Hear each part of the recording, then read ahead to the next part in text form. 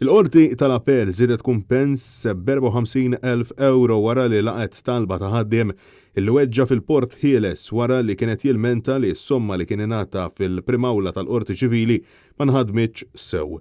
Oriġinarjament huwa kien ingħata mill-qorti 36,000 li din issa telet għal 90,000.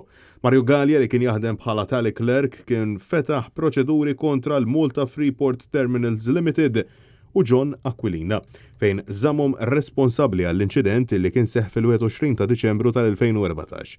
Fl-inċident, trakk misjuq minn Aquilina ħabad bil-karru li kienet jiġbed mal-kabina illi fija kien hemm Gallia. Fid-deċiżjoni tagħha l-ewwel qorti kienet żammet lil Freeport responsabbli u meta ġiet biex tagħti l-kumpens qiset fost oħrajn illi Gallia sofra diżabilità ta' 12% u li kellu kważi 50 sena meta seħħ il-każ.